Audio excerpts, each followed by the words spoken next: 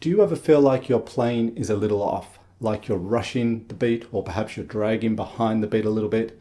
Well, the secret to developing great rhythm and great time isn't just about practicing more. It's about tapping your foot and counting the beat as you do. The following is an excerpt from a live stream I did with rhythm specialist Brian Fish. In it, you're going to learn why counting and tapping your foot is the ultimate skill for developing rock solid time and how to effectively do this in your practice. This simple habit will make a huge difference to your playing, whether you're grooving along to a backing track or you're playing with people live in a room like a jam situation, or just playing on your own. Being able to hold your time at a steady tempo is everything as a musician. Now, before we get into the stream, if you could like this video right now, I'd really appreciate it. It'll push it out there into the world of YouTube for others to find. And if you like the content that I release each week on the channel and you haven't already, I'd really appreciate your subscription. All right, let's get to the video. Be able to count everything before you play it. The key to rhythm is being able to verbalize it. And for me, especially at slower paces, I like to also be able to clap out the rhythm. I like to think like a drummer a little bit. Not that you need to go get a drum set and start practicing like a drummer. It's just as simple as kind of go 1, 2, and 3, and 4.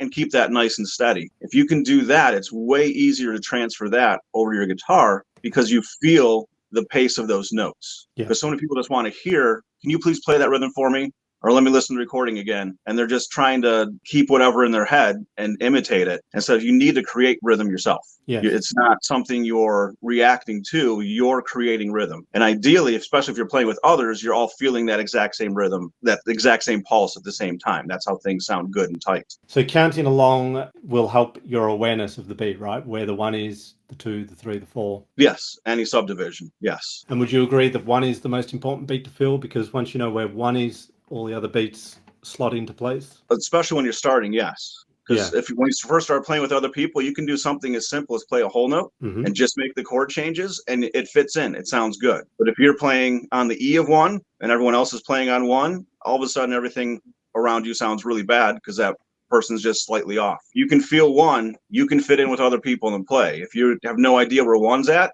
you're going to be a really hard person to play along with. I often found, like when I teach or I get people to count in classes and tap in and so forth, 1, they seem very reluctant to count. And sometimes I think it's just they feel a little embarrassed perhaps because they, it might seem kind of such a basic sort of skill. And I put it down a little bit to just maybe in the moment they're feeling a bit embarrassed. And I hope that, when they're on their own, they're counting, because it seems quite easy, but it can be reasonably challenging depending on the rhythm to count and clap rhythms, right? Oh yeah. No, when I first started, I struggled. I mean, and I like to add in the tap the foot. Can you tap the foot to the beat? Yes. And when I first had to do that, I had to go so slow and stare at my foot because my foot wanted to do the exact beat that was being played.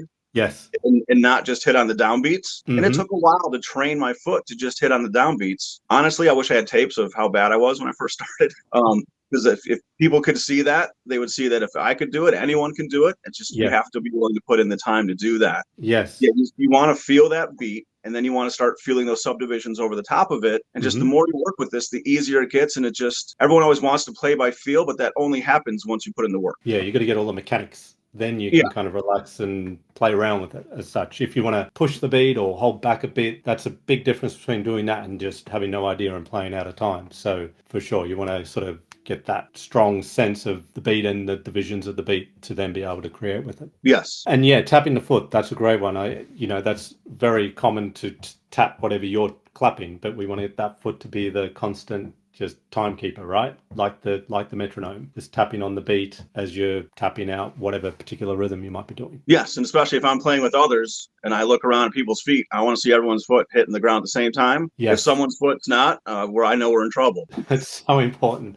And I've found, I'm not sure with your experience, and this might be just me, I'm not too sure, but I've found over the years playing with some singers, it can be particularly challenging because, I mean, this could be anyone. I might be a bit unfair singling out singers here, but playing, like I did some gigs years ago with a great singer. She was brilliant. And it was just acoustic guitar and she was singing, so it was very stripped back. I found what she was doing was relying on cues from the song that she'd practiced to keep her time. But of course, when you just got the acoustic guitar, you don't have all the other instruments that you might be using as a cue to keep your time. So it doesn't matter if it's a single guitar or full orchestra, there's a pulse that everyone is following, feeling to keep their parting time. If you rely, it's fine to use things as a reference to kind of help solidify your time and your part, or as cues, but if you solely rely on that, you're going to be in a lot of trouble because you're not at the foundational level of just the pulse to keep the time. Yeah, especially if you're like a stripped down arrangement like you were just talking about. All those cues are gone. So now it's up to you to know that, oh, the vocal line starts on the and of 2. Exactly. Okay. Yeah. Not while the bass does something or the drums are doing some little fill to bring you in. It's just the and of 2, whether there's a whole band or a guitar or nothing. I mean, if the vocal's got to come in before the guitar does, well then, you've got to set the tempo, of course, but then, you've got to feel the downs and the ups to know where to come in, right? Absolutely, yes. And it's just a duo like that. I mean, unfortunately, as guitar players, the singer wins, and we have to adjust. I always say that. It's like the singer's always right. It doesn't matter whether there's a double chorus where there shouldn't be or it comes in early. You've just got to go with it, because the only worst situation from that or outcome from that is if you just keep going down your path and you stay out of time with the singer. So you definitely want to follow the vocalist in those sorts of situations. Yeah, I mean, as a musician, and in this case, it sounds like you just have a better sense of time and know more about music. And as a musician, to me, it's my job is always to make those around me that I'm playing with sound better. Yeah, that's always job number one. If I get to show off doing that, that's great. But if my showing off takes away from the overall performance, then I'm doing something wrong. So the job is always, and everyone cares about the singer. Yes. I mean, exactly. I care about the guitar player because I'm a guitar player. That's the most important thing. But I'm not the general audience. And for the general audience, the singer is usually the thing that they really care about. If you like this video, then you'll love this free workshop called Dynamic and Compelling Ways for Arranging Music to Accompany a Singer on One Guitar. In it, I teach and train effective ways to create amazing sounding arrangements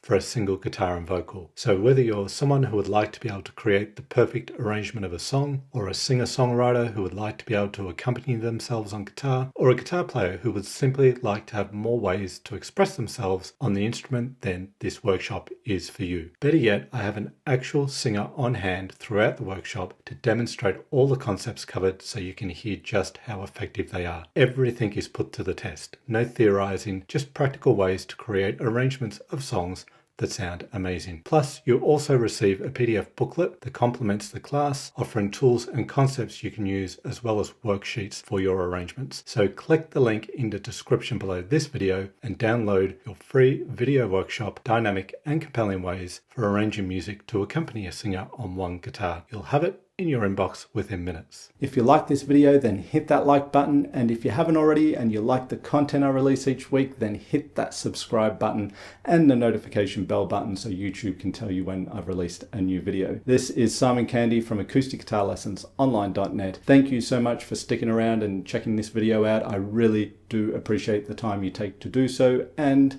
I will look forward to seeing you in the next video.